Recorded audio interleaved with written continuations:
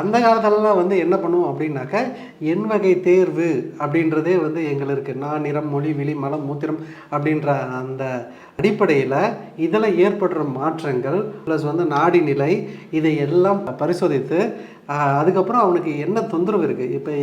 இப்போ நமக்கு சிம்பிளாக சொல்கிறோம் அப்படின்னாக்கா, இப்போ நமக்கு முட்டு தேய்மானம் எடுத்துக்கோங்க. இப்போ முட்டு தேய்மானம் இருக்கும்போது அந்த இடத்துல சிலருக்கு வந்து என்ன ஆகும் அப்படின்னாக்கா, தேஞ்சி வீக்கம் அதிகமாகும். அந்த இடத்துல ரத்த கட்ட உடனே நமக்கு அந்த வீக்கத்துக்கு தகுந்த இன்ஃப்ளமேஷன் நடக்கிறதுக்கு தகுந்த மாதிரி தான் வந்து வலி இருக்கும். சிலருக்கு பார்த்தோம் அப்படின்னாக்கா வீக்கம் இருக்காது, வீக்கம் வந்து கம்மியாக தான் இருக்கும், ஆனால் தேய்மானம் அதிகமாக இருக்கும். ஸோ அப்போ வந்து சுற்றி இருக்கிற மசில் வந்து ஸ்பேசமாக இருக்கும், அப்போ மூமெண்ட் வந்து ரெஸ்ட்ரிக்ட் ஆகும். ஓகே.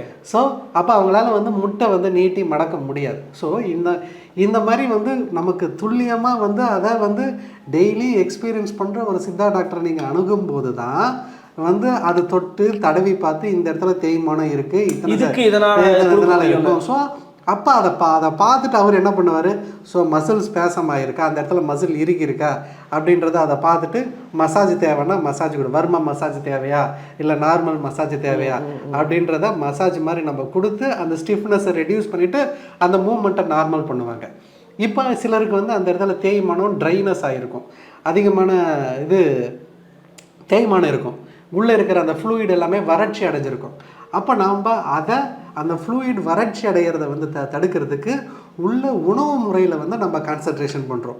அதுக்கு தேவையான பிரண்டை சார்ந்த ஏதோ முடக்கத்தான் கீரையோ இல்லை வந்து சங்கு சார்ந்த, ஸோ இந்த மாதிரியான உணவு முறைகளையும் மருந்துகளையும் சித்த மருத்துவர்கள் வந்து கொடுப்பாங்க. அப்போது அந்த வறட்சி தன்மை வந்து கம்மியாகும். அப்போ அந்த வறட்சி கம்மியாகிறதுனால அங்கே நடக்கிற இன்ஃப்ளமேட்டரி ரியாக்ஷன்ஸ் அந்த வீக்கம் வந்து கம்மியாயிடும். ஓகே. அப்போ அவனுக்கு அதுலேருந்து வந்து அவங்களுக்கு அந்த பெயின் ரிலீவ் ஆகுது.